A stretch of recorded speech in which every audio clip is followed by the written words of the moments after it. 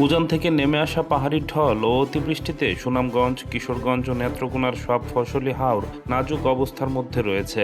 টানা বৃষ্টির কারণে ধান কেটে শুকাতে পারছে না কৃষক। মাড়াই করা ধানও খলার মধ্যে নষ্ট হচ্ছে।